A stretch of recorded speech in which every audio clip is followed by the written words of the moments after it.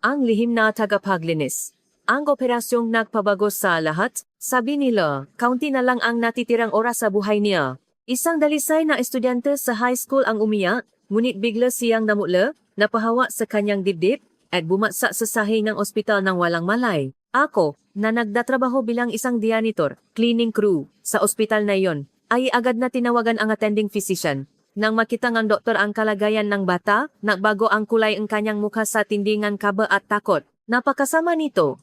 Kung mananatili siya sa ganitong lagay, hindi na siya abot ng 10 minuto. Dok, wala na bang paraan? Sigaw ko sa kanya habang hinahawakan ang kanyang balikat.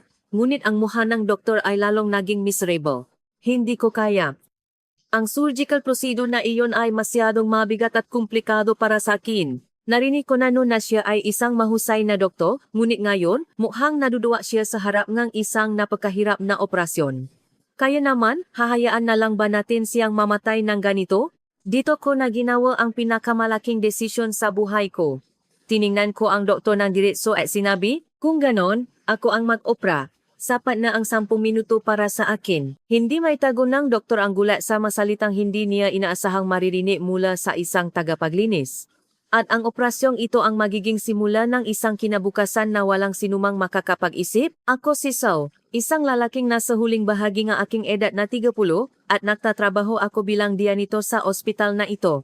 Ang trabahong ito, na sinubukan ko sa unang pagkakataon sa aking buhay, ay madalas na itinuturing na pinakamababang uri ng trabaho sa loob-kang organisasyon ng ospital, ngunit nang simulan ko ito, narealize ko na may malalim pala itong kahalagahan. So kapag natapos mo ng punasan yan, lumipat ka naman sa pag-disinfect dito, sabi ni Aling Umino, isang 20-year veteran sa industriyang ito na natuturo sa akin ng matamang teknik sa paglilinis. Ang malugan na madalas hawakan ng maraming tao ang dapat nating bigyan ng pansin sa pag-disinfect.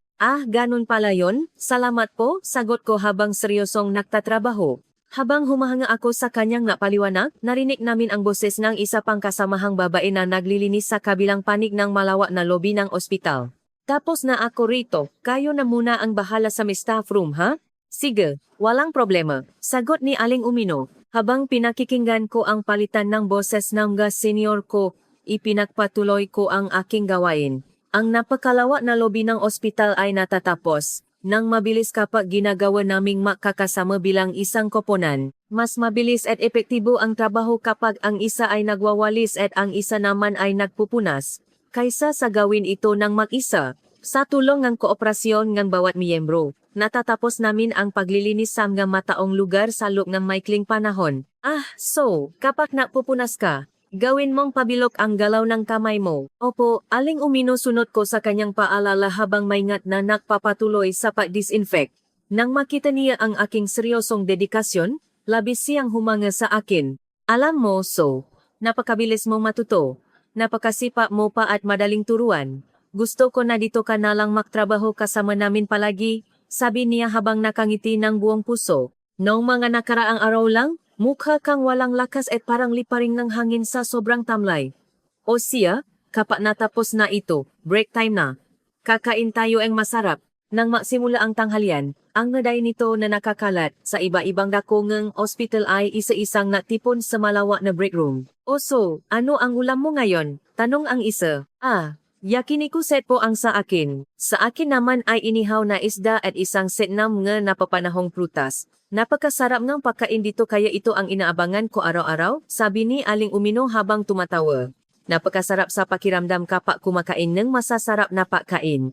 Subalit habang sinusubo niya ang prutas, may bahagyang lungkot sa kanyang mata. Kung ilalarawan siya ay isang medyo matabang ginang na may mukha at ugali ng isang mapakmahal ngunit matatak na ina Kimota Makaasan na laging handang mag-alaga sa iba. Talaga pong napakasarap ngang pagkain dito. Noong man nakaraang araw, ang kinakain ko lang ay onigiri na binabago-bago ang palaman araw-araw. Pero ngayon, pakiramdam ko ay kumakain na ako ng tama, at parang tumaba pa nga ako ng kaunti, wika ko. Nang marinig ito ni Aling Umino, tiningnan niya ako at tumawa ng malakas. Naku, so huwag mong sasabihin yan sa harap ko. Kung ikaw na payat ay nagsasabing tumaba ka, paano naman ako? Hindi pwedeng sabihin yan ng isang taong kasing payat mo? Habang umalingaw-ngaw ang tawanan sa silid, nahawa na rin ako at napatawa. Mula nang pumasok ako sa trabahong ito, talagang dumalas ang pagtawa ko. Kung isipin na noong nakaraang buwan ay nabubuhay ako na parang isang buhay na bangkay, living corpse, na walang motibasyon sa buhay, parang hindi ako makapaniwala sa pagbabago ko ngayon. Mabuti naman sumigla ka na so. Ang tao, kailangang kumain ng masarap hanggang mabuso, matulog ng mahimbing, tumawa ng madalas. Iyan ang pinaka-basic sa buhay, sabi ni Aling Umino. Napatanto ko na hindi ko man lang nagawa ang makamunahing bagay na iyon noon. Opo, lahat ng ito ay dahil sa inyo, Aling Umino. Maraming salamat po sa pag-imbita sa akin sa trabahong ito. Naku, wala yon. Ang makakasama ay dapat natutulungan kapag may nangangailangan. Palaging masayahin at masigla si Aling Umino at buong puso akong napapasalamat sa kanya. Ngunit isang araw, napansin kong parang wala siya sa sarili at walang sigla. Aling Umino, may problema po ba?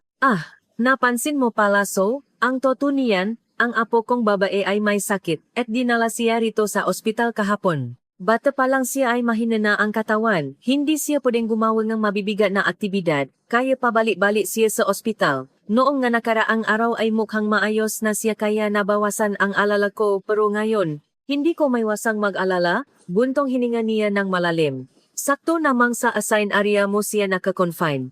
Kung maaari, pakikumusta naman siya paminsan-minsan. Siyempre naman po, walang problema. Ilang taon na po ba ang apo ninyo? Ayon sa kanya, nasa grade 12 kolehiyo na raw ito ngayong taon.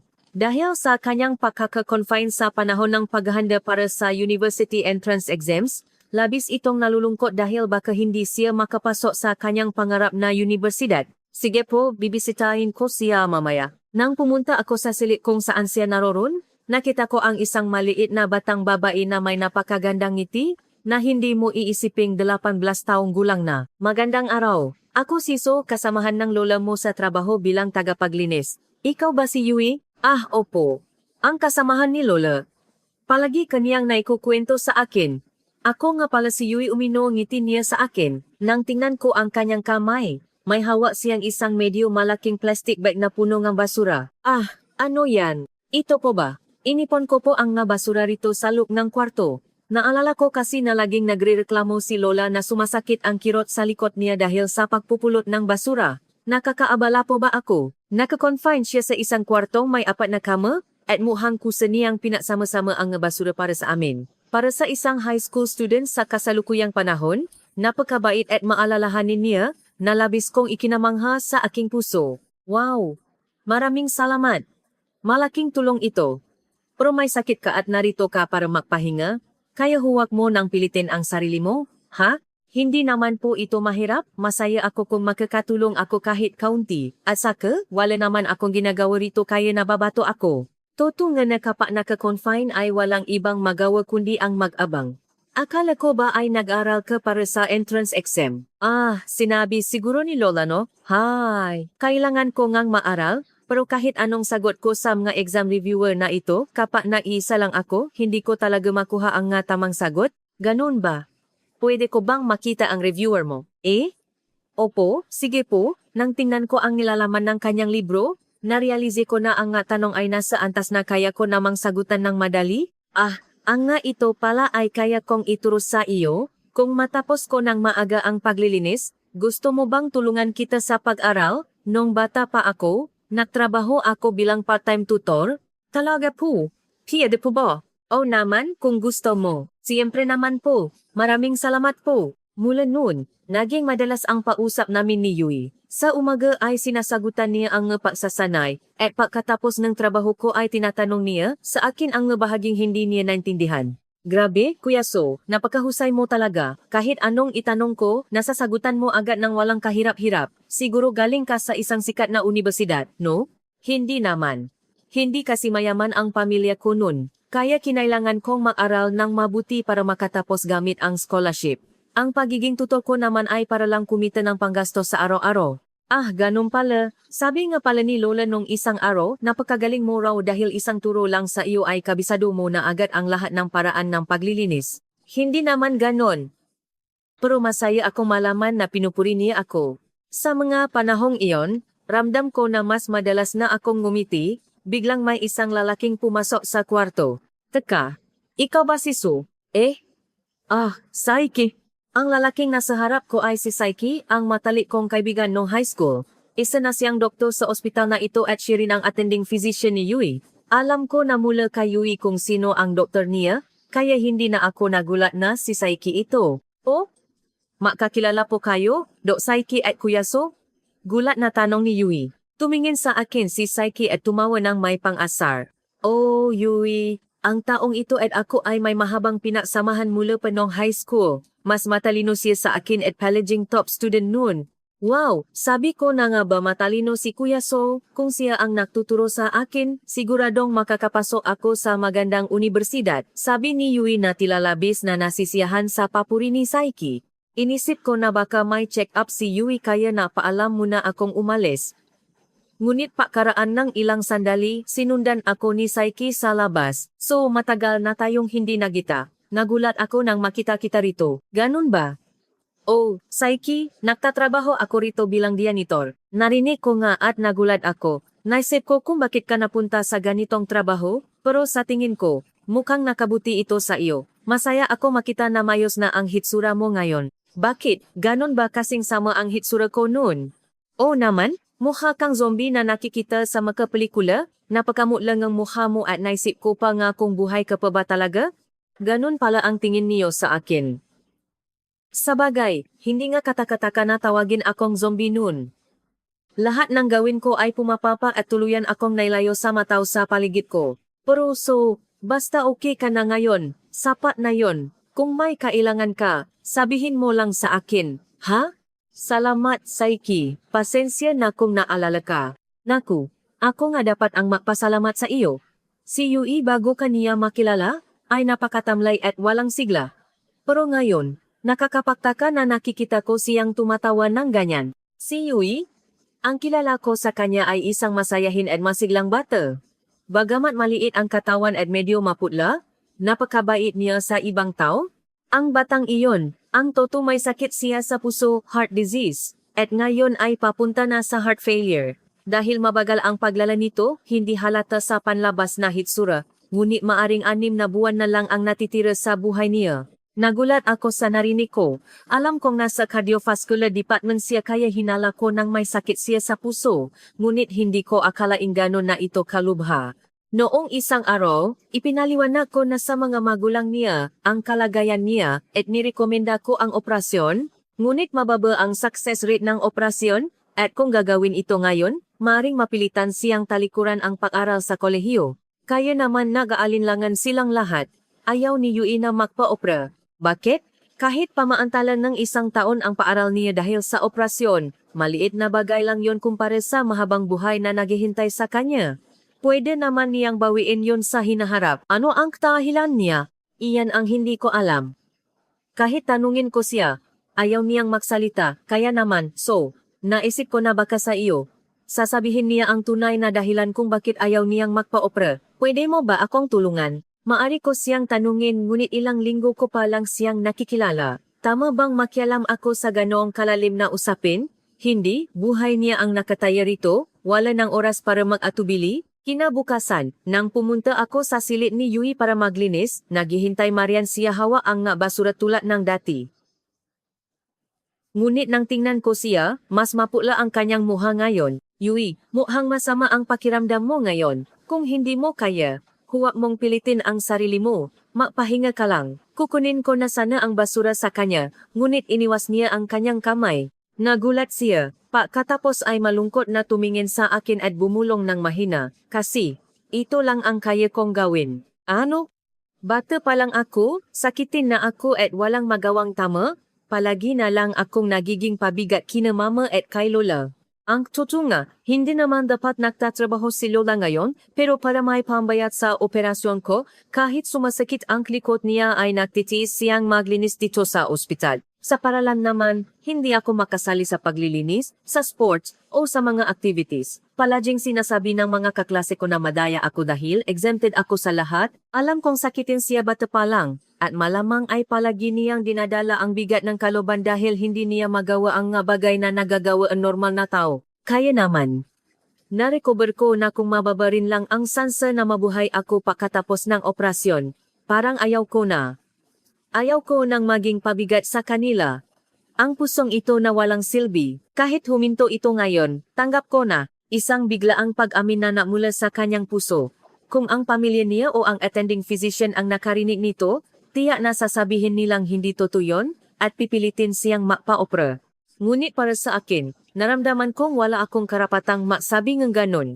Kung pag-usapan ang taong walang silbi sa mundong ito, sa tingin ko, ako ang una riyan. Pinasakit ko ang ulo ng pamilya ko para lang makatapos sa kolehiyo, pero nung makahanap ako ng trabaho, nawalan naman ako ng motibasyon sa buhay kamakailan. Naisip ko rin na ang taong tulad ko ay hindi kailangan sa mundong ito. O, pati kayo, Kuya Su? O, at dahil mas matanda ako sa iyo, mas miserable ang sitwasyon ko. Ano ba yan? Sa tingin ko naman, si Kuya Su ay isang mabuting tao, ikeman. At kung ganun, si Yui naman ay isang napakagandang babae. Nang marinig ko yon, nakatinginan kaming dalawa at sabay na tumawa. Ang madilim na kapaligiran kanina ay biglang naglaho at hawa-hawa niya ang kanyang tiyan sa katatawa. Ha, nakakatawa naman. Pero tama ka, Kuya So. Hindi natin dapat husgahan ang sarili natin base lang sa sarili nating pamantayan. Ang isang katulad ko ba, pwedeng mangarap na mabuhay pa ng matagal? O naman Yui, may halaga ka sa mundong ito. Hehe, salamat Kuya So. Kakausapin ko ng maayos sina Papa at Mama tungkol dito. Marami pa akong gustong malaman at maranasan sa mundong ito. Gusto ko pang mabuhay. Oh, ganon na. Nabago ang kanyang ekspresyon e naging mas malambo ito bago siya bumalik sa kanyang kama. Pinanut ko siyang umalis bago ako bumalik sa paglilinis. Hindi ko inaasahang maririnig ang kanyang tunay na salobin. Ngunit dahil dito, sigurado akong magpapasyan na siyang magpa-opera. Pagkaraan ng ilang sandali, lumapit sa akin si Saiki na may masayang mukha. Sinabi niya sa akin na napasya na si Yui na tanggapin ang operasyon. Ang kailangan na lang ngayon ay mahanap ng isang siruhano, surgeon na may kakayahang magsagawa ng napakahirap na operasyong ito. Dahil oras na ng tanghalian, nagpunta kami sa drinks corner para bumili ng inumin. Mukhang mayos na ang pagkain mo ngayon, Su. Oh, salamat sa kanila. Ngayon ay kumakain na ako ng 3 beses sa isang araw at may merienda pa. Nakakatulog na rin ako ng mahimbing sa gabi. Ngayon ko lang naalala kung gaano kasarap ang maging malusog. Habang bibili pa lang kami ng inumin, biglang tumunog ang PHS ng telepono ni Saiki. Naku naman, may emergency ba? Kahit break time ay hindi man lang makakain ng maayos, bulong ko sa sarili ko habang tinitingnan siya. Ngunit biglang nagbago ang mukha ni Saiki habang nakikinig sa telepono. Ano? Si Yui? Napakasama nito. Kung may atake siya ngayon, mapanganib ito. Pupunta na ako riyan. Sa usapan ni Saiki, nalaman kong may nangyaring masama kay Yui. So sumama ka sa akin, sabi ni Saiki nang may pagmamadali. Sumama ako sa kanya at tumakbo kami patungo sa kwarto ni Yui. Doon ay nakita namin siyang nakahandusay dahil sa biglaang atake sa puso. Agad na lumapit si Saiki para suriin ang tibok ng kanyang puso. Ngunit namumutla na ang kanyang mukha at nangingitim ang kanyang malabi cyanosis. Napakasama nito, kung mananatili siya sa ganitong lagay, hindi na siya abot ng 10 minuto. Ikaw ang attending physician niya, di ba? Wala ka bang magagawa? Hindi ko kaya. Ang surgical procedure na iyon ay masyadong mabigat at komplikado para sa akin. Kaya ba hahayaan mo na lang siyang mamatay? Gusto ko rin siyang iligtas, pero kung hindi ko kaya, hindi ko talaga kaya. Alam kong isang mahusay na doktor si Saiki mula pa noon, ngunit kung naduduwa siya sa harap ng operasyong ito, nangangahulugan na napakahirap nga nito. Ngunit hahayaan na lang ba natin siyang mamatay? Dito ko na ginawa ang pinakamalaking desisyon sa buhay ko. Tiningnan ko si Saiki ng diretso at sinabi, kung ganon, ako ang mag-opera. So, seryoso ka ba talaga? Sapat na ang 10 minuto para sa akin. Saiki, pwede ka bang maging assistant ko sa operasyon? Si. Agad na nag-utos si Saiki sa mga nurse sa ward at nagtungo kami sa operating room or. Ang nga staff na naghahanda para sa emergency operation ay nagulat nang makita akong pumasok sa loop ng or. Pumarap ako sa kanila at yumukot ng mababa, humihingi po ako ng paumanhin sa lahat ng nagawa ko noon. Gusto ko po talagang ilitas ang batang ito, kahit sa pagkakataong ito lang, pakiusap. Ipahiram ninyo sa akin ang inyong lakas. Habang nakayukot ako, sumabay din si Saiki sa payukot. Pakiusap, tulungan ninyo kami. Ang kakayahan ng taong ito ang makakapagligtas sa pasyente. Pakiusap. Nang makita kami ng staff na naghahanda, sinabi ngang isa sa kanila, ang buhay ng pasyente ang pinakamahalaga sa lahat. pakiusap, magsimula na tayo sa operasyon. Maraming salamat. At sa unang pagkakataon pagkatapos ning mahabang panahon, pumasok ako sa operating room para pamunuan ang napakahirap na operasyong ito. Bagamat ito ay isang komplikadong surgical procedure sa ilalim ng napakaikling oras, mayroon akong nga kamay na sinanay ng husto sa loob ng maraming taon. Nais kong protektahan ang ngiti ni Yai, nais ko siyang iligtas ng buong puso, at ang aking operasyon ay naging matagumpay sa pagliligtas ng kanyang buhay.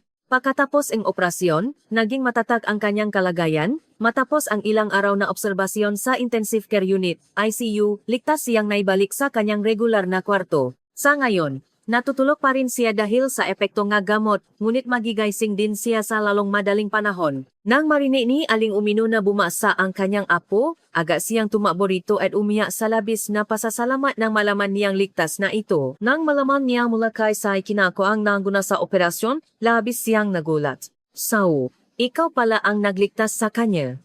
Maraming salamat talaga. Hindi ko alam kung paano ako magpapasalamat sa iyo. Huwag na po kayong mapasalamat, Aling Umino. Ako nga po ang dapat mapasalamat sa inyo. Kung hindi niyo ako kinausap at inanbita sa trabahong ito nun, hindi ko alam kung ano na ang nangyari sa akin. Napakabait mo talagang tao, so. Habang naghihintay kami ni Aling Umino sa pagising ni Yui, dahan-dahang bumukas ang kanyang mga mata. Habang pinaliligit niya ang kanyang paningin, nakita niya kami ni Aling Umino at nakbali ang sigla sa kanyang nga mata. Lola, Yui, okay ka lang ba? Ligtas po ba ako? O si Sawang naklaktas sa iyo? Sabi ni Aling Umino. Nang marinig ito ni Yui, nagulat siya at nanlaki ang kanyang nga mata. Paano? Si Kuya So? Normal lang na magtaka siya, dahil ang alam niya ay isa lamang akong simpleng janitor. Nang bumagsak ka, nakataong kasama ko si Saiki, singwate lang ako, yun lang. Pero, kahit si Doc Saiki ay sinabing mahirap ang operasyon, pero nagawa ito ni Kuya So. Sino po ba talaga kayo, Kuya So? Ang tutunian isa rin akong doktor sa ospital na ito. Po? Sa harap nga nagugulat na mukha ni Yui, nakaramdam ako ngang counting hiya habang sinisimulan kong ikwento ang aking nakaraan. Isa akong surgeon na nagtatrabaho sa ospital na ito. Sa opisina na talaan, kasama pa rin ako sa Department of Surgery, and ngunit dahil sa isang malalim na dahilan, binigyan ako ng bakasyon ng Chief of Department, Ikyukucho. Kaya nagpanggap ako bilang isang tagapaglinis. Noong nasa elementarya pa ako, may isang truck na biglang sumagasasa sa bangketa, at para protektahan ako, ang aking ina ang sumalo sa impact at namatay. Kung mas mabilis lang siyang nadala sa ospital at nasikaso, baka nabuhay pa siya. Sinisi ko ang aking sarili dahil sa kawalan ko ang lakas nun. At para hindi na maulit ang ganoong trahedya, nagpasya akong maging doktor. Naaral ako ng buong lakas. Dahil sa aking pagsisikap, nakapasok ako sa medical school ng isang sikat na universidad, nakuha ko ang aking lisensya, at nagsimula akong magtrabaho sa ospital na ito. Ngunit dahil sa aking pagiging masyadong seryoso sa trabaho at sa layuning magligtas ng maraming tao hanggat maari, naging napakasama ng aking ugali sa pakikitungo sa iba. Mula sa papunan sa isang doktor na uminom ng alak bago ang operasyon hanggang sa pasigaw sa mga staff sa maliliit na pagkakamali, napakarami kong ginawang ganon. Dahil sa dami nga operasyon natapos ko ng matagumpay, kinilala ako bilang isang mahusay na surgeon, ngunit sa likod ng aking likod, tinatawa nila akong isang mayabang at aroganteng Dr. Orisama. Isang araw, hindi na natis ni Saiki ang aking ugali at kinausap ako. So, alam kong mahusay kang surgeon, pero hindi mo kayang mag-opera ng nag-isa. Nandiyan ang anesthesiologist, ang assistant mo, at ang mga nurses na sumusuporta sa iyo para maging matagumpay ang operasyon. Alam ko yon. Kung alam mo, bakit ganyan ang pakikitungo mo sa kanila, kahit man lang papasalamat pagkatapos ng operasyon ay hindi mo magawa. Alam kong masama ang ugali ko nun. Sa simula naman ay mayos akong bumabati at nakpapasalamat sa kanila, ngunit isang araw biglang nakbago ang pakikitungo nila sa akin at naging malamig. Kahit turo kong ganilang gipagakamali, sa halip pinauminggian ni Grandpa maningayang di malang sila sumasagot. Kahit siya kung gunang gibumachi, walang sumasagot sa akin. Dahil dito, mas lalo akong naging matigas ang ulo ikoji, at siniguro kong hindi ako gagawa ng anumang pagkakamali na nadulot ng mas malaking stress sa akin. Dahil dito, mas naging matalas at masakit ang nga salitang binibitawan ko sa aking nga staff. Isang araw, ipinatawa ako ng Chief of Surgery sa kanyang opisina. Dok, pinatatawa niyo raw po ako. Dok So. Kamakailan lang ay kinausap ko ang nursing supervisor at napagpasyahan na pansamantala ka munang aalisin sa mga operasyon. Ano? Bakit po? May nagawa po ba akong malaking pagkakamali? Nagulat ako sa sinabi ng chief at napalakas ang aking boses. Ngunit ang nasusunod niyang salita ang tuluyang napabagsak sa akin. Ang tutunian, ang pakikitungo mo na tila minamaliit ang staff ay hindi na matanggap ngang marami, kaya naman, ang nus ay na-boycott at ayaw nang sumama sa nga operasyon mo. Kahit ang mga doktor ay ayaw na ring maging assistant mo. Wala na kaming magawa rito. Sa tingin ko, mas mabuting magbakasyon ka muna pansamantala. Boy, ibig sabihin, ang nga doctor at nurse ay ayaw nang makasama ako sa trabaho. Ganun ba kalaki ang galit nila sa akin? Nang may sip ko yon, pakiramdam ko ay tinamaan ng kidlat ang buong katawan ko sa tindi ng gulat. Nawalan ng lakas ang aking katawan at huminto ang aking isip sa pag-iisip. Kailangan mo ring matutunan kung paano makitungo sa ibang tao. Mahirap ma-reflect sa sarili habang nagtatrabaho. Mapahinga ka muna hanggang sa humupa ang issue. Zakto namang marami ka pang natitirang leave credits. Opo, pasensya na po sa naidulot kong abala. Pagkatapos niyon, hindi ko na matandaan kung paano ako umalis. Nang magkamalay ako nakaupo na ako mag-isa sa isang bench sa rooftop ng ospital. Ang kalisin ako sa operasyon at ang ibigay ang mga pasyente ko sa ward sa ibang doktor. Ibig sabihin lang niyon ay hindi na ako kailangan sa ospital na ito. Ang isang taong nagtatrabaho ng walang tulo at walang kain para sa trabaho, ay tuluyang itinanggi ang buong pagkatao. Hahaha, ano ba ang ginagawa ko sa buhay ko? Wala na akong gustong gawin pa. Habang nakatiti ako sa kawalan, biglang may nasalita mula sa aking likuran. Hoy, gabi ka pa rito mula pa kaninang umaga? Wala ka bang magawa? Ang nagsalita sa akin ay si Aling Umino na naglilinis nun. Hindi ko siya kilala. Ngunit mukhang kilalang kilala niya ako. Alam ko ikaw yung doktor na laging naiwan dito kahit umuwi na ang lahat para matrabaho, di ba? Pinausapan ka nga marami kung kailan ka ba nagpapahinga. Nang marinig ko yon, kusa na lang pumatak ang aking naluha.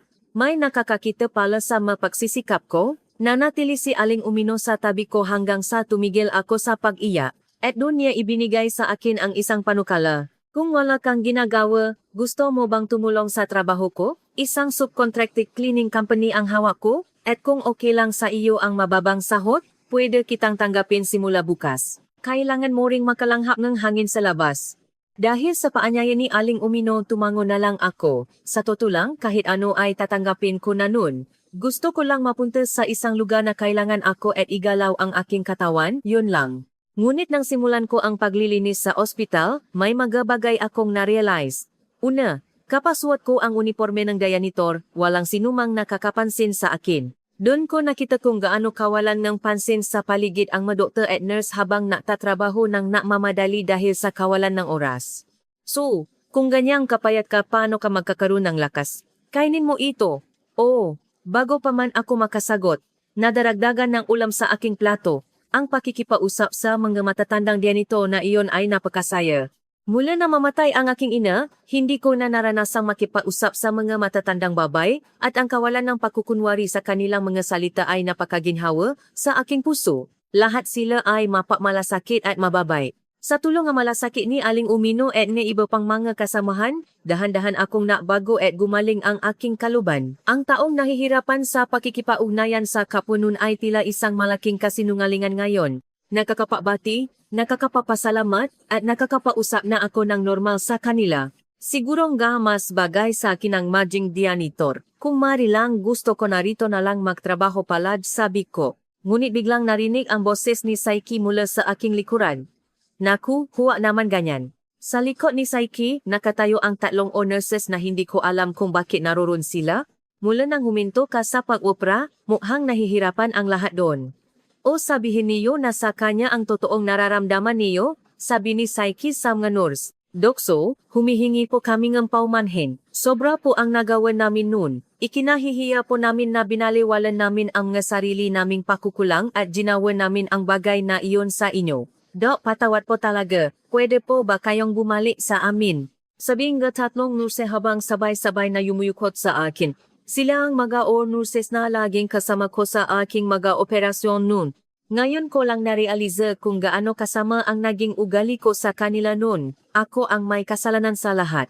Pakiusap. Itaas ninyo ang inyong maulo. Walang kasalanan sa inyo, ako ang may kasalanan dahil sa masamang ugali ko nun. Pagkatapos kong masalita, itinaas nila ang kanilang nga ulo at kinausap din si Yui bago sila umalis sa kwarto. Tumingin sa akin si Yui at nagtanong, ano pong plano niyo ngayon, Dokso? Naku, huwag mo naman akong tawaging ganyan. Yui, gusto ko na kung paano niyo ako ituring ni Aling Umino nun. Ganon pa rin ngayon. Pero kahit na ang cool nga hitsura ni Kuya So habang naglilinis, sa tingin ko, mas cool ang hitsura mo kapag suot mo ang white coat ng isang doktor. Gusto ko po yung makita, ngiti ni Yui sa akin. Salamat Yui. Narinig din ito ni Aling Umino na nasa tabi namin at nagsalita ng masaya, haay wala na tayong magagawa. Tanggal ka na sa trabaho sa kumpanya ko So, may ibang lugar na mas kailangan ang kakayahan mo. Dapat kang bumalik sa lugar kung saan ka talaga nararapat. Aling Umino, pagkatapos niyon, ang doktor mula sa Department of Surgery ay pumunta rin sa akin para humingi ng paumanhin bago sila umalis. Sila pa ang labis na yumuyukot sa akin na nakdulot ng kaunting hiya sa aking bahagi. Ang Chief of Surgery naman, matapos mabalitaan ang tungkol sa operasyong ginawag ko kay Yui, ay nautos din na bumalik na ako sa aking pwesto, kaya natapos ang aking bakasyon sa loob ng kulang-kulang 1 buwan. Humihingi po ako ngang paumanhin sa inyong lahat sa mga naidulot kong abala nun. Inasahan ko po ang inyong kooperasyon at tulong upang makasama nating gawin ang lahat para sa mga pasyente. Mapapatuloy po ako ng may bagong pananaw, kaya pakiusap, gabayan ninyo ako. Nang buong puso akong humingi ng paumanhin, tinanggap naman ito ngang lahat ng may maluwag na kalooban. At sa ganitong paraan, opisyal akong nakabalik sa aking departamento. Mula nun, mayos na na-recover si Yui at ngayon ang araw ng kanyang discharge mula sa ospital. Habang kasama niya si Aling Umino na sumundo sa kanya, hinarap ako ni Yui na may masayang ngiti. Kuya So, nagpasya po ako na mag-aral ako para makapasok sa medical school at maging isang doktor na katulad mo. Dahil sa sakit ko noon, wala akong nagawang tulong sa iba, kaya ngayon, gusto ko namang magtrabaho para magligtas ng buhay ng tao. Sinabi niya sa akin ang kanyang pangarap na maging doktor. Yui, sinasabi mo na wala kang naitulong sa iba, pero ang totoo ang ngiti mo ang nagbibigay ng lakas kay Aling Umino at sa mga magulang mo. At para sa aking ang kasiklehan ang ngiti mo ang naulita sa aking kalubing. Kaya huwag mo nang sasabihin ang ganyang kalungkot na bagay, ha? Ibig sabihin, nakatulong din po ba ako kay Kuya So? O naman, kaya naman, gusto ko na palagi kang ngumingiti mula ngayon. Parang confession naman po yan mula sa iyo. Kuya So, medyo nakakatuwa naman. Narinig ito ni Aling Umino na nasa tabi namin at tinuso ako ng masaya. Napakaganda niyan. Kung ang isang mabuting batang tulad ni So ang magiging manugang, son-in-law, ng apo ko, malaking paksalubong ang gagawin ko. Naku lola naman, masyado ka namang nakmamadali. Sabi ni Yui habang namumula ang kanyang pisngi. Pinano ko silang dalawa ng may ngiti sa aking mukha, ngunit sino ang maakala na pakalipas ng ilang taon, ang masalitang iyon ay magiging isang katotohanan? Sa mga panahong iyon, hindi ko man lang ito naisip kahit kaunti. Mula noon, naging maayos ang pakikipag-ugnayan ko sa ibang nga doktor at nurse, at seryoso akong nagtatrabaho ng may maayos na komunikasyon sa lahat. Ang panahong kasama ko si Aling Umino at ang iba pang mga daya nito ay maikli lamang, ngunit naging isa itong napakahalagang bahagi ng aking buhay. Sa katunayan, kahit bumalik na ako sa pagiging doktor, madalas pa rin akong pumupunta sa break room ng mga tagapaglinis. Dala ang mamasasarap na kakanin at merienda bilang pasalubong, pumupunta ako sa kanilang break room, at ngayon ay tinuturing na nila akong idol ngang mga matatandang ginang dun. Napakasaya ng aking buhay araw-araw. Isang araw, habang bitbit ko ang merienda patungo sa kanila, tinawa ako ni Saiki. So mukhang masaya na naman ang pagiging idol mo ngayon, O naman, narinig ko kasing may bagong janitor na pumasok kaya gusto ko lang siyang batiin at makilala. Hahaha, parang hindi totoo ang hitsura mo ilang buwan na ang nakakaraan. Hindi ko akalaing magiging patok ka pala sa mga matatandang ginang. Tawa niya ng masigla. Ngunit biglang naging seryoso ang kanyang mukha at kinausap ako tungkol sa dating or nurse na nanguna sa boycott nun. So, naalala mo ba yung nurse na dating na mumuno sa or staff nun? Parang naalala ko siya ng bahagya. Nabalitaan ko nga sa isang nurse na umalis na siya sa ospital na ito 1 buwan na ang nakakaraan, di ba? Palagi niya akong iniwasan nun kaya hindi ko alam ang buong detalye. Ganun ba? Ang totoo niyan. Siya pala ang utak sa likod ng pagkakatanggal mo sa operasyon nun. Ang balitang iyon ay tila isang malamig na tubig na ibinuhos sa akin. Halos hindi ko naman siya nakakausap, kaya bakit ganon na lang ang galit niya sa akin nang walang anumang dahilan? Nalaman ko ito sa isang honors kamakailan. Ang gumawa ng kwento para maging masama ka sa tingin ng lahat at udyukan ang nga staff na mag-boycott sa iyo ay siya pala. Isang nurse na malapit sa kanya ang naktaka at tinanong siya bago siya umalis sa ospital. At dun niya inamin na siya pala ang anak ng driver ng truck na nakabangga sa inamo nun. Ang driver ng truck na iyon? Oh, siya nga. Sa aksidenteng iyon, ang driver ng truck na ama niya ay nakaranas ng atake sa puso habang nakmamaneho. Dahil nawalan sila ng haligi ng tahanan bilang isang kriminal o may sala sa aksidente, ang buhay ng pamilya nila pagkatapos niyon ay naging parang impyerno? Ganon ba? Ang aksidente sa kalsada ay nagdudulot ng napakalaking trahedya sa panig ng biktima, ngunit sa kabilang banda, maari din itong magdulot ng trahedya sa panig ng nakabangga. Nung bata pa ako ay nawalan na ina, hindi ko man lang naisip ang ganong bagay. Galit ako sa nakabangga at hindi ko kailanman naisip na kaawa-awa rin sila. Iyon ang katotohanan. Ngunit ang batang babaeng iyon, na napilitang mabuhay sa kahirapan mula pa noong bata siya, ay hindi alam kung saan ibabaling ang kanyang galit. Naaras siya para maging nurse upang matulungan ang kanyang naisang ina, ngunit nakataon na sa ospital na pinasukan niya ay naroon ang biktima ng aksidenteng iyon. Ang pangalangso ay bihira lamang, kaya malamang ay natandaan niya ito mula sa mga dokumento ng aksidente nun. At sa kanyang tingin, habang sila ay naghihirap sa buhay, ang biktima naman ay nabubuhay ng marangya gamit ang perang insurance at naging isang mayabang na doktor sa harap niya. Iyon ang naging pananaw niya sa akin, pero hindi naman naging madali ang buhay namin nun, Saiki. Siyempre naman, alam ko yon. Pero hindi niya alam ang sitwasyon ng pamilya mo. Ginamit ka lang niya bilang isang target para ibuhos ang lahat ng galit na naipon sa kanyang puso sa loob ng mahabang panahon. Nakulat ako sa kwento ni Saiki. Ngunit may makabakay na biglang naktukma sa aking isip. Bagamat hindi nga maganda ang ugali ko noon ang panahon kung kailan biglang huminto ang nga staff sa pagsagot sa aking nga bati. Iyon ang naging dahilan kung bakit lalong naging matigas ang aking ugali. Hindi ko akalaing may ibang taong na mamanipula sa likod ng lahat ng iyon. Nang huminto ka sa pag-wopra, nahirapan talaga ang buong departamento dahil walang sinumang makakagawa ng makumplikadong operasyon na tulad ng sa iyo. Kaya naman, naisip ang lahat kung bakit ka nga ba umalis, at na-realize nila na hindi naman sapat ang dahilan para ma-boycott sila sa iyo. Matapos niyon, siya naman ang nilayuan ng nga tao, kaya napasya siyang umalis na lang sa ospital. Sabi ko sa sarili ko na parang pakikialam na ang ginawa ko, pero hindi ko napigilang pumunta sa kanya para komprontahin siya tungkol dito. Sinabi ko sa kanya ang lahat ng hirap na pinagdaanan mo noong naaral ka pa, at humingi siya nga pamanhin, sinabing nawalan siya sa sarili at gusto ka rin niyang hilingan ng patawad. Ngayong sinasabi niya yan. Kung gusto mo, pwede mo siyang kasuhan ng defamation o damage sa reputasyon mo. Huwag na. Kahit nakakagalit, naging isang magandang aral din ito para sa akin. At dahil dito, nakakilala ako ng maraming mabubuting tao. Sina Yui at Aling Umino ba? Oh, at ang mamagagandang ginang doon sa break room, ngiti ko. Natawanan kaming dalawa bago nahiwalay. Pagkatapos niyon, tinanggap ako ng may malaking pasalubong nina Aling Umino at napalipas kami ng isang masayang oras. Inisip ko ang tungkol sa nurse na umalis na iyon. Ang pagkakasangkot niya sa isyong ito ay nakdulot ng gulat. Ngunit kung hindi kami nakatakpo rito, baka nabubuhay siya ng tahimik ngayon. Ang maging isang nurse ay nangangahulugan na nais din niyang makatulong sa ibang tao. Naalala ko ang aksidenteng iyon at nakaramdam ako ng lungkot. Kung wala ang aksidenteng iyon, maaring wala ako rito ngayon at nabubuhay nang walang alam sa mundo. Ngunit ngayon, narito ako bilang isang doktor dahil nais kong makatulong sa iba.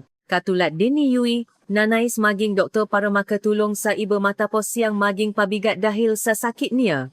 Ngunit lahat ng ito ay resulta lamang ng mga pangyayari. Doktor man, nurse, empleyado, o may bahay, housewife, ang bawat isa ay nabubuhay ng may pagsisikap. Anuman ang trabaho mo, ang bawat isa ay may naitutulong sa ibang tao. Sabi nga isang sikat na linya, ang mabuhay pa lang ay isang malaking biyaya na. At naniniwala akong totoo yun, hanggat ako ay buhay, maupapatuloy ako sa aking pausisikap na maulites na buhay na tao. Ang nga taong hindi sumusunod sa mga utos ko ay hindi kailangan sa ospital na ito, sisisantehin kita. Maimpake ka ng nga gamit mo at umalis ka. Iyan na masalitang bumati sa akin pagkapasok ko pa lang sa opisina ng anak ng director's proxy.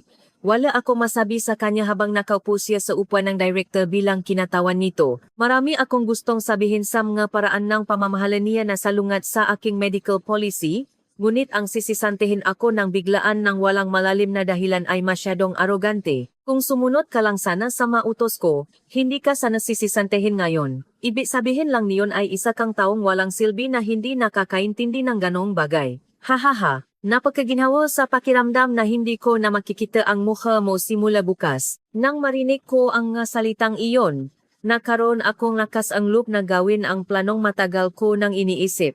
Ito ay isang malaking pangyayari na magpapabago sa kapalaran ng ospital na ito. Tiyak na mahirapan ang director's proxy, ngunit sa kasamaang palad, huli na ang lahat. Dumating siya rito bilang bagong kinatawan ng kanyang ama, si Director Hamauka na kamakailan lang ay na-confine dahil sa sakit. Mula nang dumating siya, nagbago ang kapaligiran ng ospital at marami sa mga doktor ang napahayaan ng kanilang reklamo laban sa kanya. Hindi ko alam kung ano ang alam niya sa management, pero ang pakialaman ang lahat ng medikal na desisyon namin ay hindi nakatanggap-tanggap. Sabi ngang isang doktor, at sumang-ayon ako sa kanya. Palagi kong binibigyang halaga ang komunikasyon sa aking mga pasyente. Naniniwala ako na anuman ang sabihin ng pasyente ay may kinalaman sa kanilang kalagayan, kaya nakikinig ako ng buong puso. Kapag nabukas ang kalooban ang pasyente, mas madaling mapansin ang mga nakatagong gawi o maliliit na pagbabago sa katawan na makatulong sa mas tamang paggagamot. Kung si Doc Ueno ang nagsabi, gagawin ko po yan, sabi ng ilang nga pasyente na handang tumulong sa akin. Ngunit hindi ito nagustuhan ng director's proxy. Ang paraan ng ospital na ito ay masyadong luma, sa gitna ng kakulangan sa manpower, wala tayong oras para maglaan ng mahabang panahon sa bawat pasyente. Para mapataas ang bilang ng pasyenteng tinatanggap natin, kailangan nating alisin ang tinatawa na kaya o komunikasyon na iyan na nag-asaya lang ng oras. May punto naman ang kanyang nga salita sa usaping ng negosyo, at marami sa mga doktor ang sumunod sa kanya. Ngunit siya, na natrabaho lamang bilang isang board member sa ibang ospital at walang karanasan sa aktwal na operasyon sa field, ay hindi alam na hindi ganun kadali ang lahat. Ako at ang ilang mga doktor ay nagpatuloy pa rin sa paglalaan ang sapat na oras sa Wengen medical interview upang mapanatili ang kalidad ng pagsusuri. May malalim akong dahilan kung bakit matigas ang ulo ko sa paraang ito. Nangyari ito noong ang aking ama ay dinala rito dahil sa heat stroke.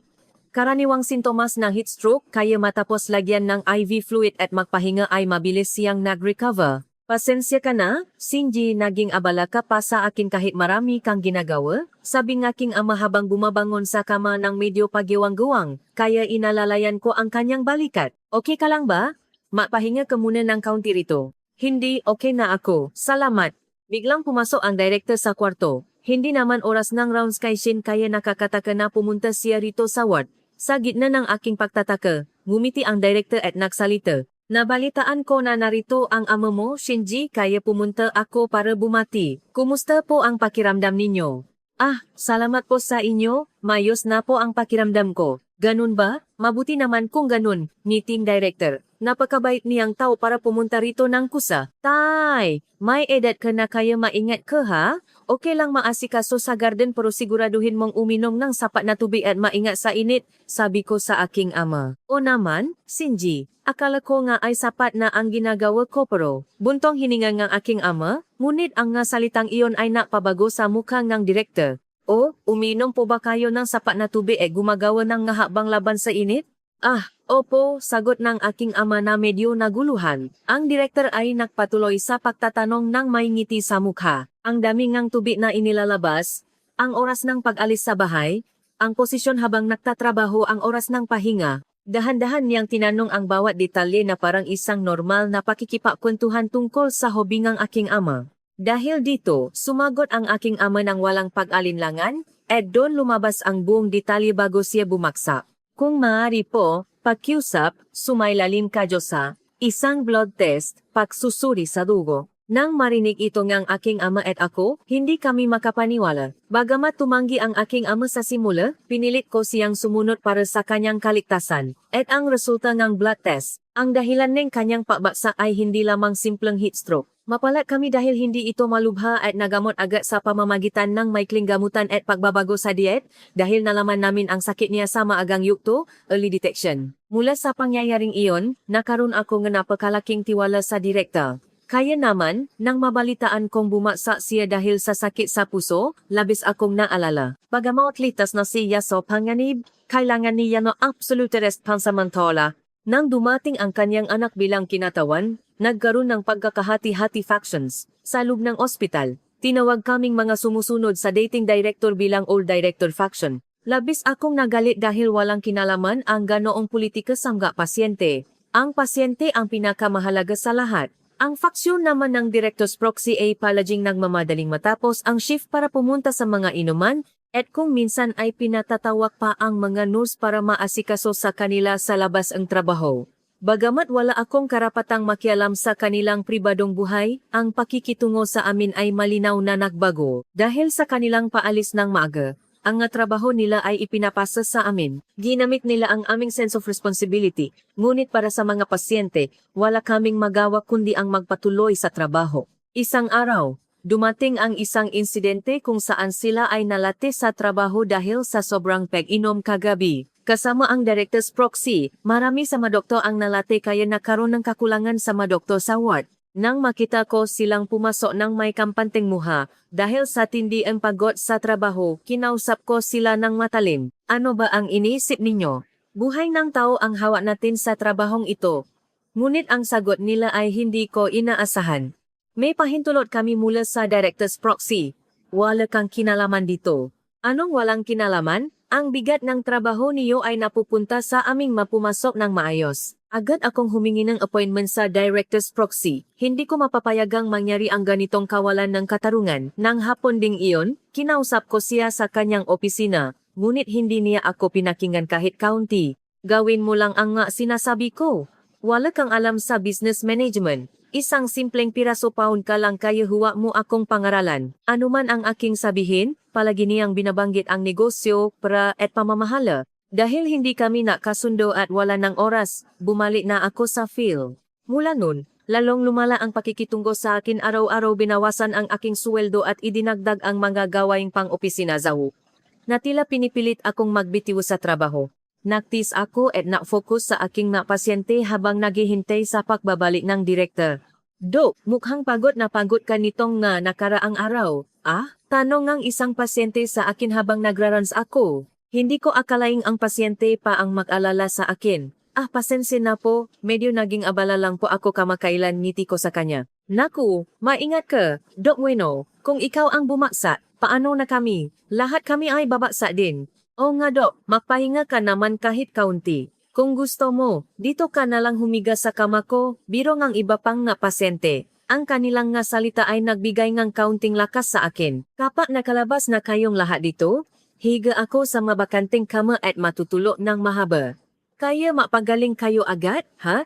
Ngiti ko bago lumabas ng silid. Matapos ang rounds, ang susunod ay ang mga nakareserbang appointment. Ang komunikasyon sa mga pasyente ang naging nag-isang lakas ko sa mapanahong iyon. Doc Bueno, matagal na tayong hindi nakita. Magandang araw po. Kumusta po ang lagay ninyo?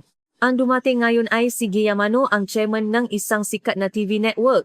Isa siyang matagal ko ng pasyente mula nang pumasok ako sa ospital na ito. Bagamat isa siyang makapangyarihang tao, napakabait niya at palaging nakikipausap sa akin ng walang karesersa. Ngayong araw ang simula ng kanyang confinement para sa isang check-up at kasama niya ang kanyang asawa. Habang nag-usap kami ng mga normal na bagay, ay pinagbatuloy ko ang aking Wednesday medical interview. Ang asawa ko po ay palaging takot sa ospital at laging tumatakbo palayo, ngunit dahil sa inyo Doc Bueno napasa siyang magpa-confine ngayon. Sabi niya, kung si Doc Bueno ang hahawa, handa niyang ipakatiwala ang kanyang buhay. Maraming salamat po, yumukod ang kanyang asawa sa akin. Ganun po ba? Maraming salamat po sa tiwala ninyo, mayos na po ang lahat ang gayon. Ayaw ko sa mga doktor, ngunit iba ka, Doc Bueno, dahil ramdam ko na talagang naalala ka sa amin ng buong puso, at mahusay ka pa sa trabaho mo, hahaha, tawa ni Guillermo. Naku, binibigyan niyo naman po ako ng labis na papuri. Hindi ko itinuring ang sarili ko na espesyal, ngunit ang pagkakaroon ng tiwala mula sa kanila ay nakdulot ng malaking kagalakan sa aking puso. Matapos ang ilang simpleng pagsusuri, nakiusap ako sa nurse na ihatid sila sa kanilang private room. Sa unang pagkakataon ko makilala ang kanyang asawa, narealize ko na napakabait niya at silang dalawa ay isang ehemplo ng isang matatak at mapayapang maasawa. Pagkatapos niyon, kailangan ko nang tapusin ang gagawin ibinigay sa akin dahil baka makaroon ng emergency mamaya. Habang nagtatrabaho ako, narinig ko ang isang boses mula sa aking likuran, Doc Bueno. Nang lumingon ako, nakita ko ang director's proxy. Hindi ko maiwasang mapakunot ang aking no. Magandang araw po, may kailangan po ba kayo? Ang pasyente kanina, para sa check-up confinement, di ba? Opo, bakit po? Sa tono ng kanyang pananalita, nakaramdam ako ng isang masamang pangitain. Alam mo na ang gagawin mo, di ba? Ang alam ko po ay gagawin ko ang lahat ng makakaya ko para sa pasyente. Anong pinagsasabi mo? Ipasuri mo sa kanya ang lahat ng pwedeng pagsusuri. X-ray, ultrasound, CT scan, lahat. Ano? Hindi naman po kailangan yon. Katatapos lang niya mag-CT scan nung nakaraang linggo Kaya nga hindi ka umunad dahil sa ganyang pag-isip mo. Ang ospital ay kailangan ng pera para mabuhay. Dahil sa mabagal mong pagsusuri araw-araw, alam mo ba kung gaano kalaki ang ibinabang ng efficiency ng ospital na ito? Efficiency? Po, makinig ka sa akin. Kunin mo ang lahat ng parang pwedeng makuha sa pasyenteng iyan, at kapag nagawa mo yon, palalampasin ko ang managawa mo nun. Sa mga mayayaman, maglaan ka ng mahabang oras para mas malaki ang magastos nilang pera rito. Sabi niya habang tinapi ang aking balikat bago siya na mamadaling umalis. Wala nang dapat paisipan pa, walang anumang dahilan para sundin ko ang kanyang nga utos. Hindi ko siya sinunod at ipinagpatuloy ko ang aking trabaho tulad ng dati. Sumabay ako sa takbo ng pasyente upang ihanda ang kanilang kalooban, at kasama ang pasyente, hinanap namin ang pinakamahusay na paraan na katanggap-tanggap sa makabilang pani. Ngunit nang makita ito ng isang doktor na kabilang sa section ng director's proxy, agad niya itong isinumbong sa kanya. Ipinatawag ako sa opisina ng director. Alam mo ba kung bakit kita pinatawag? Ang tonong director's proxy ay napakahigpit at may pananakot. O siya, alisin ka na sa pagiging attending physician ng pasyenteng iyan.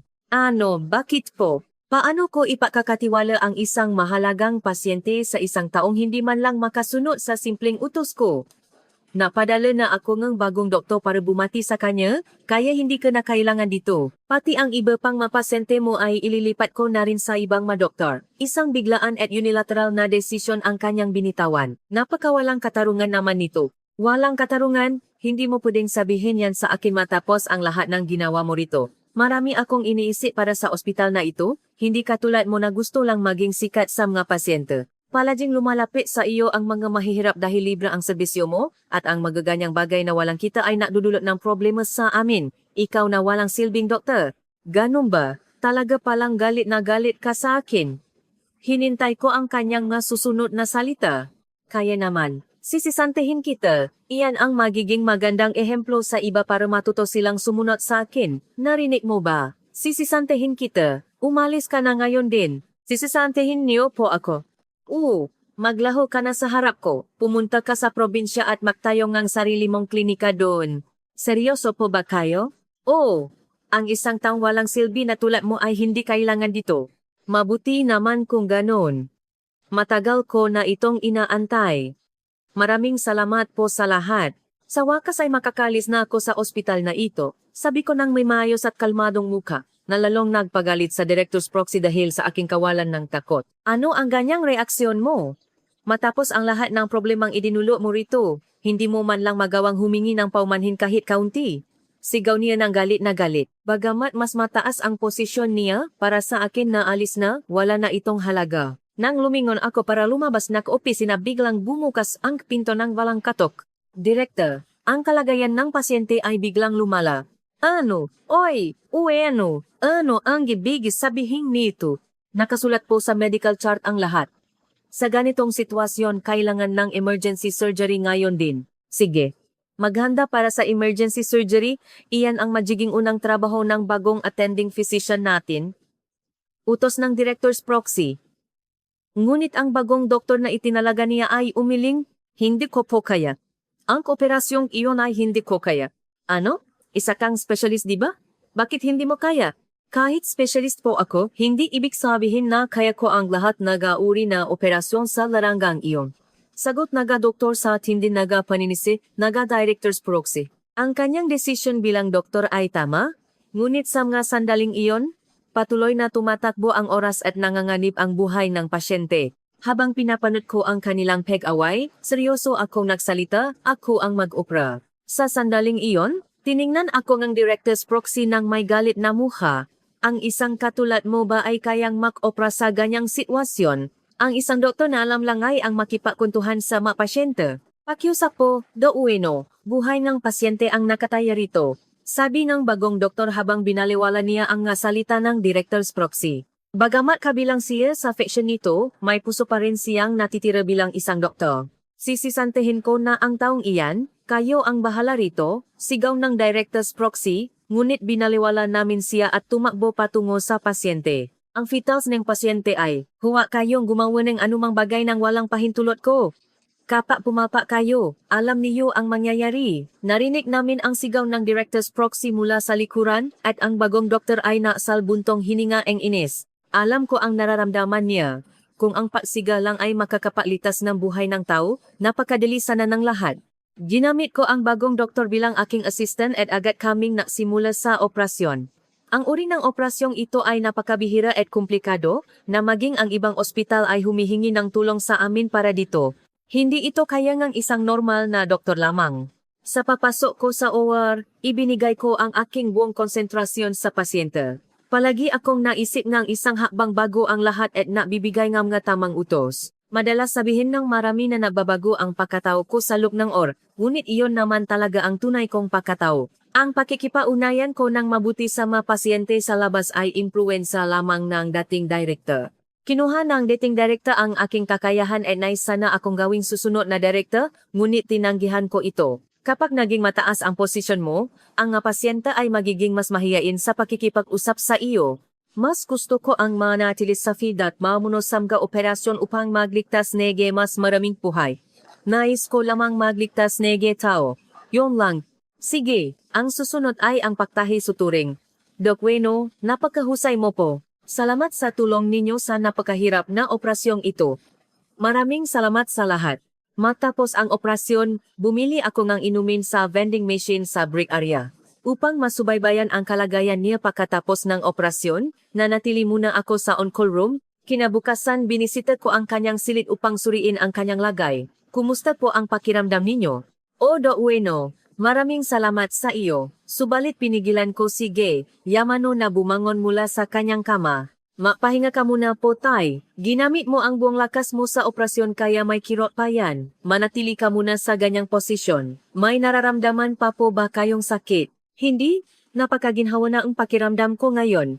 Napakahusay mo talaga, Do Ueno. Kung alam ko lang, sana ay napaopera na ako ng mas maaga. Tawa niya.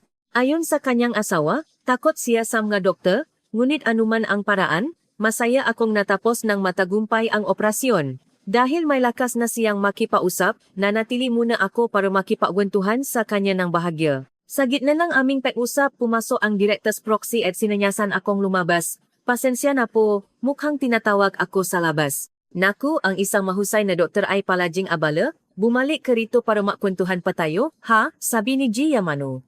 Lumabas akong silit at hinarap ang director's proxy. Wow, napakahusay ng ginawa mo, Doc Ueno. Ang kakayahan mo ay makakapagdala ng malaking kita sa ospital na ito. Simula ngayon, malaya ka nang gawin ang gusto mo bukod sa mga operasyon. Akala ko ba ay sisisantihin niyo ako ngayon? Naku naman. Ang mayayamang pasyente ay sa iyo lang gustong magpa-opera, diba? Kung wala ka rito, paano na ang masusunod na pasyente? Mananatili ka rito, diba? Hindi po, alis na ako rito matapos kong magpaalam sa aking nga pasyente. Ano ang pinagsasabi mo? Sinasabi ko na ngang malaya ka nang gawin ang gusto mo at bibigyan kita ng tamang sweldo. Umiling ako habang bumubuntong hininga. Mula pa kanina ay napapakababa ako sa iyo, wala ka bang utang na loob sa ama mo? Iwan mo ba ang ospital na ito ng ganito? Ang iniisip ko po ay ang kapakanan ng aking mapasyente sa unang pwesto. Hindi ko kayang magtrabaho sa ilalim ng isang pamamahala na negosyo at pera lamang ang iniisip. Alis na ako. Sa gitna ngang aming take-away sa harap ngang silid, narinig ang malakas na boses ni Gay. Yamano mula sa loop, kayong dalawa, pumasok kayo rito. Nagulat ako at agad kaming pumasok sa loop. Pasensya na po sa naidulot naming ingay. Ang paglabas ng malakas na boses ay, ngunit binalewala ni Gay. Yamano ang aking mga salita at ipinagbatuloy ang kanyang pagsasalita. Ikaw, ang kinatawan ng director, di ba? Alam mo ba kung bakit sa Kaido Ueno ko lang gustong ipakatiwala ang aking operasyon? Dahil mahusay po siya sa kanyang trabaho. Kaya nga po pinipigilan ko siyang umalis ngayon. Hindi dahil sa kakayahan, kundi dahil sa tiwala. Dahil naramdaman ko na talagang naalala siya sa amin ng buong puso, kaya ipinakatiwala ko ang aking buhay sa kanya. Sa isang taong tulad mo na pera lang ang iniisip, natatako akong ipakatiwala ang aking buhay sa iyo. Sasama ako kay Do Ueno. Ihanda ang mga dokumento para sa palipat ko nga ospital ngayon din. Ano? Paglipat ng ospital? Ang tutunian. Matagal na akong iniimbitahan ng isang kaklase ko no medical school na lumipat sa isang malaking universidad na ospital. Dahil sa aking pagalang sa dating director, naalinlangan ako noon, ngunit ang pangyayaring ito ang naging magandang pagkakataon para sa aking pagpapasya. Nang konsultahin ko ang dating director, binigyan niya ako ng buong suporta. Pasensya ka na kung palagi kaming umasa sa iyo noon, Shinji. Buhay mo yan, kaya magpatuloy ka ng walang alinlangan. Sinabi niya rin sa akin na maari kong isama ang pasyente ko na nais sumama sa akin hanggat maari. Ang mapanatili ang komunikasyon at ugnayan sa aking mga pasyente ay ang pinakamalaking kagalakan para sa akin. Nang sabihin ko sa aking pasyente na maaring lumipat ako ng ospital, lahat sila ay nagsabi, kung saan pupunta si Do Ueno, sasama kami doon. Maraming salamat sa kanilang tiwala, at siyempre, isa na si Gay Yamano doon. Bagamat sinubukan ng Director's Proxy na kumbinsihin ang iba pang pasyente na manatili, lahat sila ay sumama sa akin sa aking bagong ospital. Ang bagong ospital ay may sapat na manpower at kumpultong kagamitan facilities na nagbibigay ng mayos na kapaligiran para sa magandang pagagamot. At higit sa lahat, walang sinumang nag-usap tungkol sa pera at negosyo doon. Lahat sila ay seryosong humaharap sa medisina ng buong puso. Sa gitna ng aking masayang bagong buhay, biglang tumawag ang Director's Proxy. Humihingi siya ng tulong na bumalik ako doon dahil sa sobrang papuno nga schedule ng appointment. Ang pasyente ay naghihintay ng higit sa 1 oras para lamang sa kanilang pagsusuri. Hindi ko alam kung ano ang ginagawa niya ron. Ngunit halatang wala pa rin siyang alam sa tamang pamamahala hanggang ngayon. Anong mukha ang ihaharap niya para hilingin ang aking pagbabalik? Labis akong nataka at nabati sa kanyang kawalan ng kakayahan sa aking puso. Dahil sa pagpapatuloy ng ganoong kapaligiran, ang doktor at nurse sa dating ospital ay unti-unting umalis. Nasimula rin kumalat ang masasamang balibalita na hindi pinapahalagahan ang pasyente doon, na nadulot ng pagbibiti ng marami pang empleyado. Ngunit ang Director's Proxy ay patuloy pa ring nagyabang. Kung sumunod lang sila sa mga utos ko, mas mapapalaki natin ang ospital na ito. Mas mahusay akong manager kaysa sa aking ama. Bagamat tumaas ang kanilang kita sa maikling panahon, sa katunayan, ang pasyente at empleyado ay tuluyang lumayo sa kanila. Ang pagbagsak ng ospital ay malinaw na nakikita mula sa labas. Hindi ko alam kung bakit gano'n na lang ang kanyang obsession sa pera at pamamahala, ngunit ang hindi pagpapahalaga sa kapwa-tao ang naging dahilan kung bakit pumalpak ang kanyang management. Palagi lang siyang nakaupo sa upuan ng director nang walang ginagawa sa field. Sa tingin ko ay hindi naabot ang ospital sa pagbabalik ng kanyang ama, kaya tinawagan ko ang dating director kung may magagawa akong tulong. Ngunit ang sagot ng director sa akin sa telepono ay may malalim na lungkot. Hayaan mo na siya sa gusto niya, Shinji. Ayaw niyang makinig at gusto niyang gawin ito ng mag-isa. Ang bumagsak ng isang beses ay magiging isang magandang karanasan para sa kanya upang magbago ang kanyang kalooban. Humihingi ako ng paumanhin sa lahat ng naidulot niyang problema, ngunit siya pa rin ang aking nag-iisang anak na mahal ko. Ang pagpapanatili na ospital ay naging isang napakamahal na halaga ng edukasyon para sa kanyang anak. Sa buhay ng tao, ang bawat isa ay may kanya-kanyang bagay na pinapahalagahan. Ngunit hindi ibig sabihin na iyon lamang ang dapat nating tignan ng sarado. Katulad ng pagpapahalaga natin sa isang bagay, kailangan din nating alalahanin ang halaga ng ibang tao sa ating paligid.